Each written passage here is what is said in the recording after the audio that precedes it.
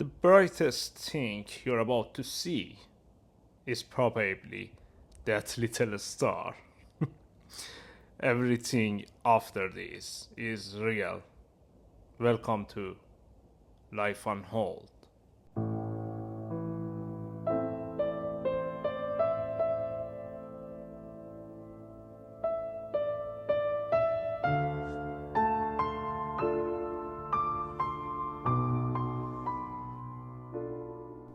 Some people start their mornings with a cup of tea or coffee, but not me. Mine starts a little differently. High blood pressure, anxiety, depression, suicidal thoughts that I fight every single day, insomnia, and the hardest part is the PTSD and its flashbacks, which get worse every day. I'm not even 40, so this isn't because I'm getting old. Nobody wakes up one morning and becomes this person. It happens slowly, so slowly that one day you don't even recognize yourself anymore. Today is day 618, not day 618 of my life. Day 618 of waiting. And this is where my story begins. This is not the story of one day, it is the story of waiting. Every scene in this film is based on real events of my life. Some scenes have been faithfully reconstructed exactly as they happened. For legal and security reasons, parts of this story cannot yet be told. What you are about to see is only a fraction of what really happened. I used to choose the temperature. Now, the temperature chooses me. Sometimes survival is more affordable than comfort. As always, I walked my daughter to school.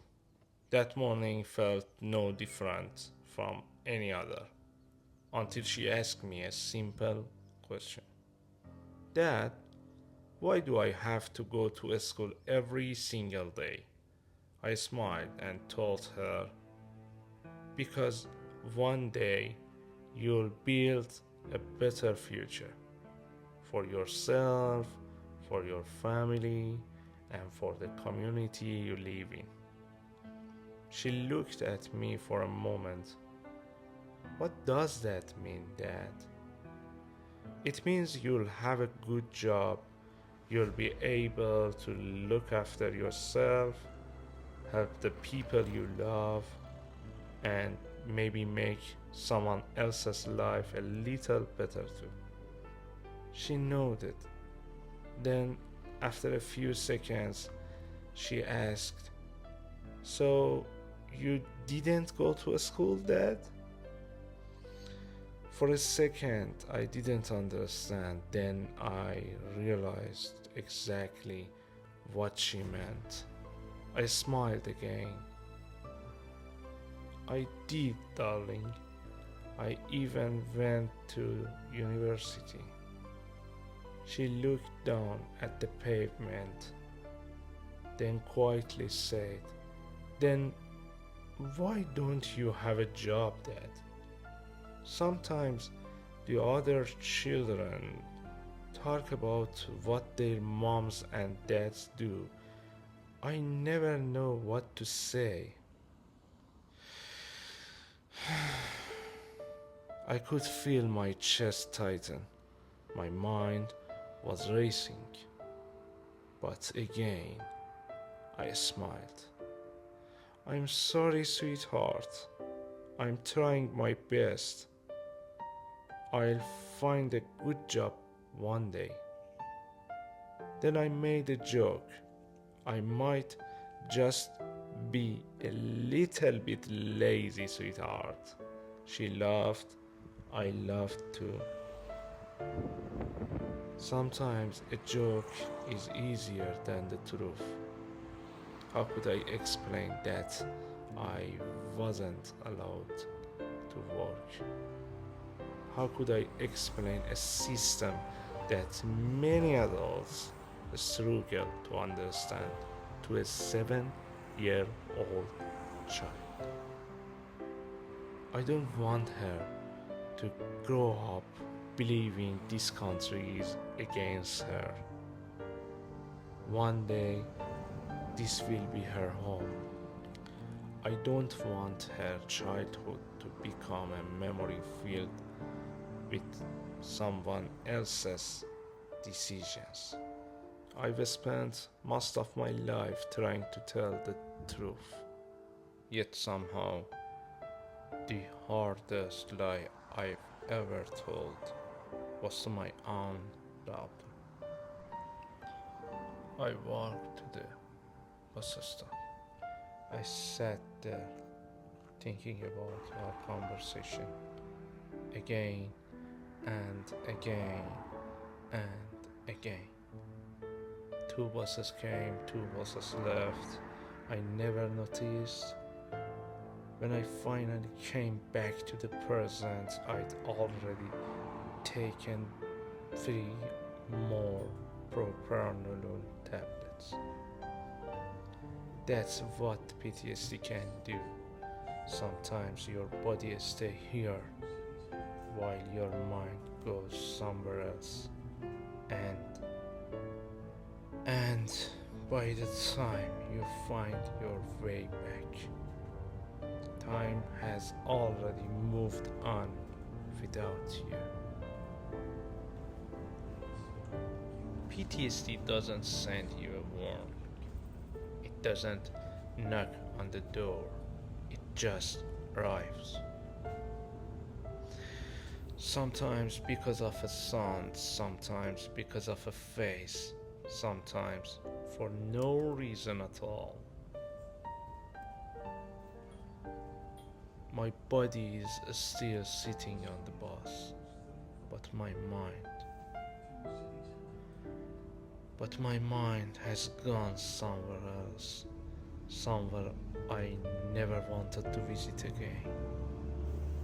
Time stops making sense. I don't know how many minutes have passed. Sometimes I don't even remember where I am. Then I hear a voice. Mate, this is the last stop. I opened my eyes, looked around. Everyone has already left, and for a few seconds, I have no idea how I got here.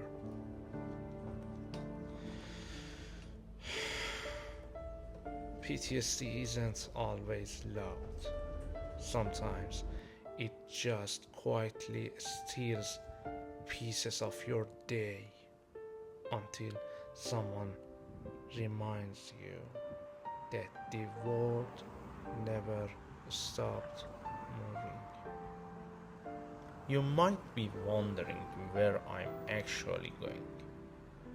We'll get there. Don't worry. We agreed to spend one ordinary day together, so let's not rush it. This is Nottingham, a beautiful city full of people going somewhere, building lives, making plans, chasing dreams. Sometimes I feel like I'm only passing through, even after all this time. And no, it's not because I don't have a job. It's not because I don't have money. It's because for legal, financial, and sometimes security reasons, my world has become surprisingly small, like a cage.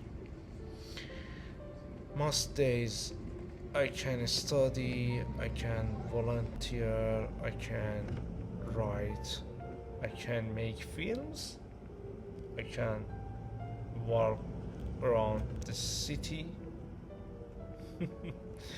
Oh, and apparently I'm still allowed to breathe. So I suppose that's something. There we are. 3 days a week I make this journey almost an hour each way just to get here. This place has become much more than a building.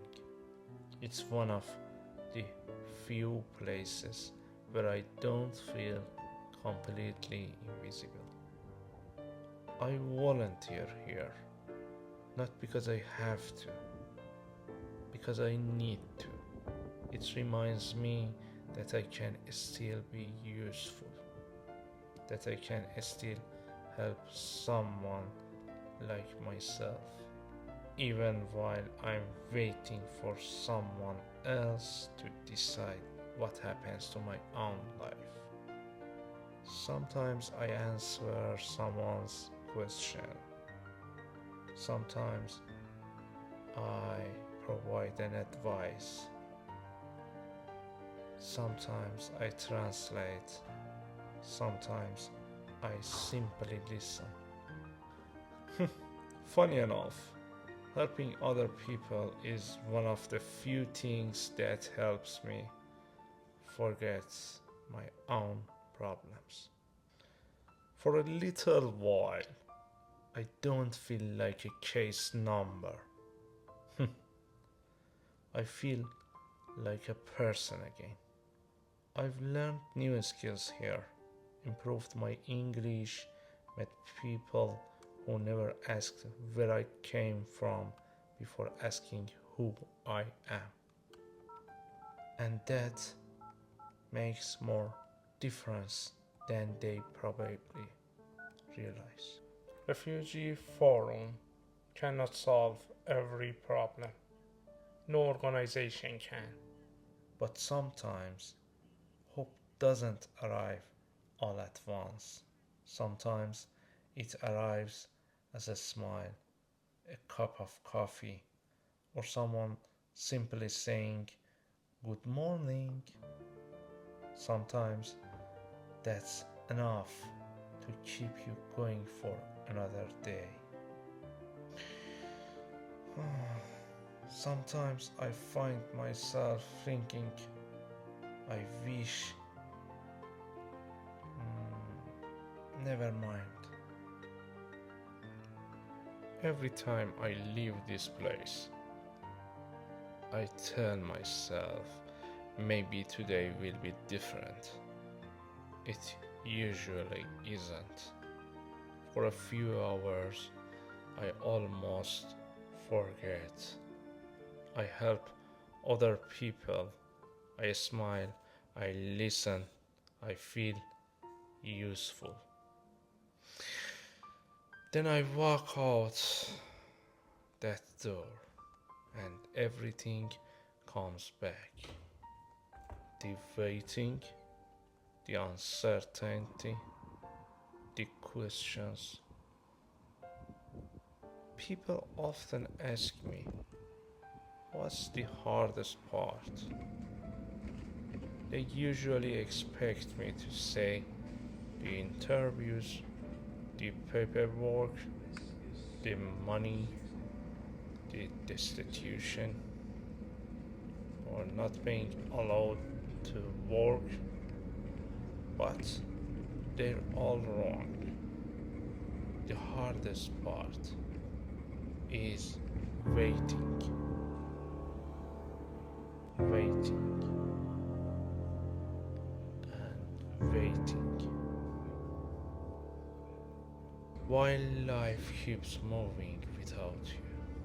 Imagine someone pressing the pause button on your career, your plans, your future, and then simply saying, Please wait. Days become weeks, weeks become months, months become years, and every morning you wake up hoping today will finally be the day.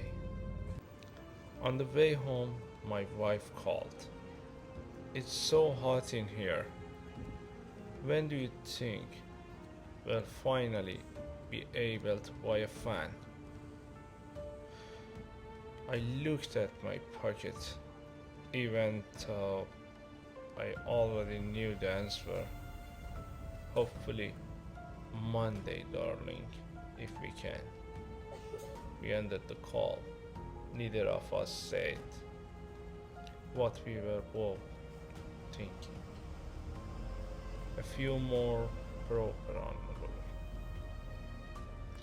Another flashback, another panic attack.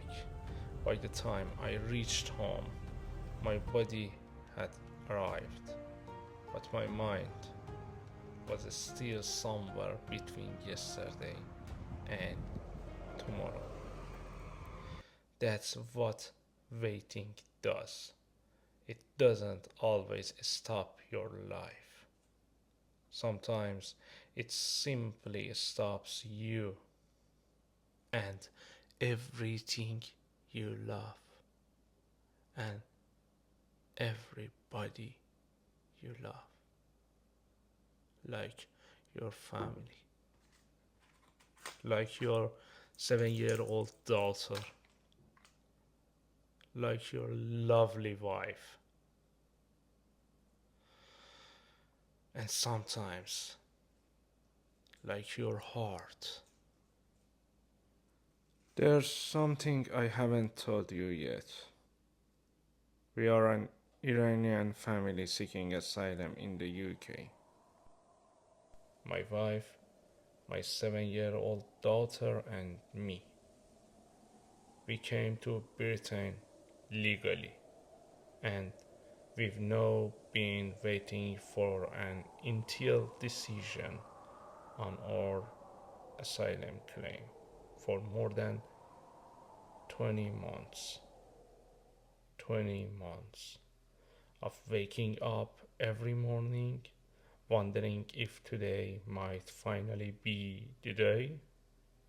And no,